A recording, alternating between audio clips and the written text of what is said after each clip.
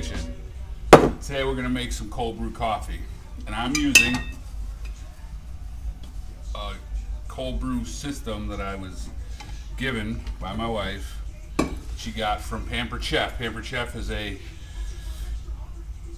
you get it online, but most people have like a home demonstration. The lady comes to your house, the man, whatever. They give a demo on like a lot of cooking stuff, cookware, that kind of thing. So in the kit, which is 60 bucks, and I'll tell you at the end if I think it was worth 60 bucks. I don't know that she paid 60 bucks. She might have gotten it free with her merchandise for having the party at our house, or half price at a party she got at someone else's, booked a party through her or whatever. So in the kit you get the carafe. It's wet because I washed it. This is the funnel. It comes with two infusers, I guess. I'm gonna make sure this light's off because that light was screwing everything up the other day. This is the one we're gonna use to make iced coffee. It's very thin, like sieve. Grounds are gonna go in here.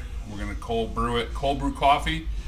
Instead of making coffee in a pour over method, which a lot of people do, Keurig, or like a Mr. Coffee where you put your grinds in a basket, hot water comes down through the grinds, through a filter into the coffee pot, coffee, boom. So cold brew coffee, you're taking the grinds, you can make it simply in a mason jar, put them in there, you're steeping the grinds in cold water over a longer period of time. 24 hours is usually a good one. Smoother coffee, more concentrated if you're going to use it in an iced coffee instead of just taking hot coffee and pouring it over ice, diluting ice. So this kit came with the pot or the vessel, came with this plastic infuser. You could use this to make tea in this pot. You can put fruit in here and put it in water, infuse it. This is the funnel part that goes in here. Came with this little silicone kind of jacket that goes around it, the pot itself, to help grip it. And this is the lid. So for this process, we're going to use, this attaches like this.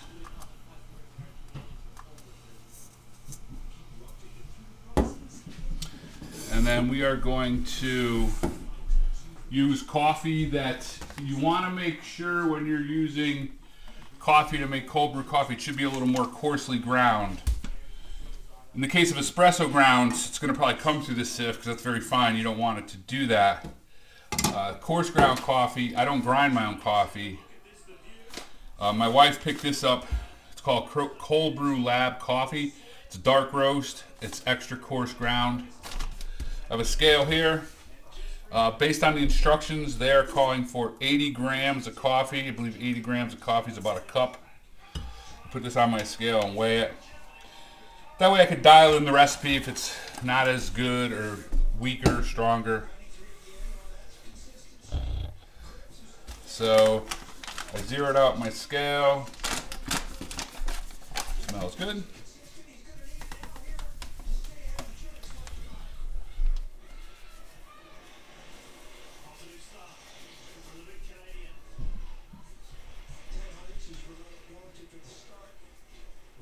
All right, and we're at 80 grams of coffee. And then from there you can dial in your recipe. More water, less water, I suppose. I guess you would have to probably mess with the water ratio because I don't know that you could fit more if you liked it stronger in here. Okay, and then they're calling for 40 ounces of water. I have just a Pyrex measuring glass.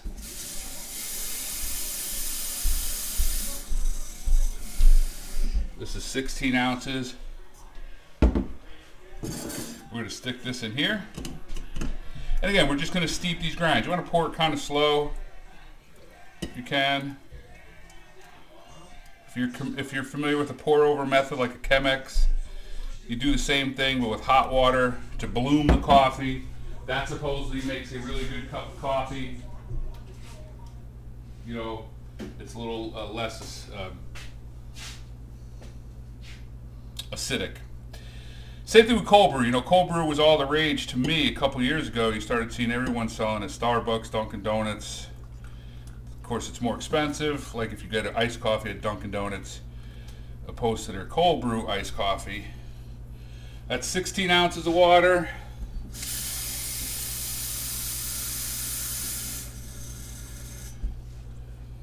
And I do admit, I think that cold brew coffee, when I have had it from Starbucks or Dunkin' Donuts, it is better tasting iced coffee.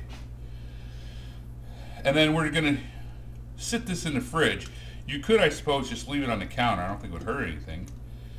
I tried some cold brew coffee from a company here in Connecticut that makes it and distributes it. They can it on nitro, so there's no carbonation, but they use nitrogen in the can. It's very velvety smooth. A lot of beers do that when they put it on nitro.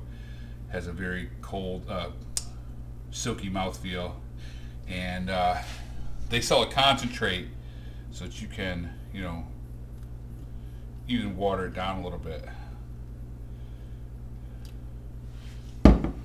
So we're going to get 40 ounces in here, and then we'll get back to you. All right, so we have the last 8 ounces of water. Ooh, right to the top. We're going to slap a lid on it, and then just put it in the fridge and give it 24 hours to see how it comes out. You can see this here little jacket. Just helps. That's it.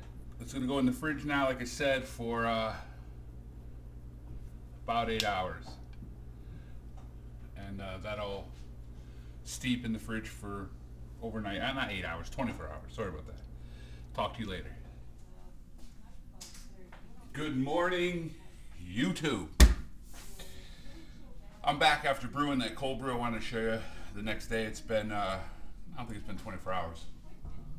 And this light here, I realized when I made the last video, pain in the ass every time I moved, the light would, whatever. So that's why it's off.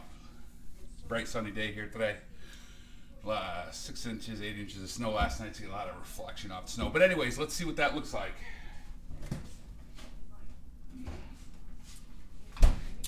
Here it is.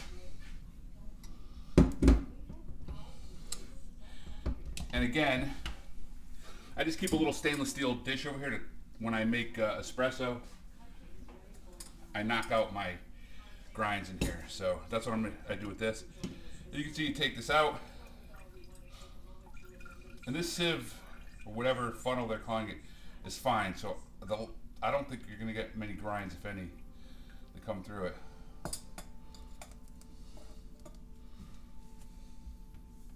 So let's pour a glass. Let's see what it looks like, it tastes like.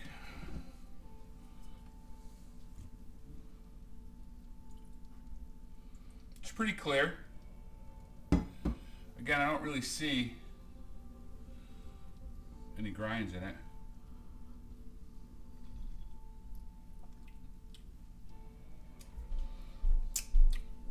It's smooth, very smooth.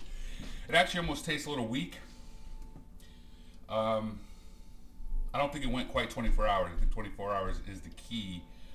And I think I would adjust down either more coffee, less water. Again, we used 80 grams of coarse ground coffee and 40 ounces of water. I think 80 grams is like a cup. Look at me, about a cup, yeah. So, and again, that was their suggestion, the manufacturer of this product.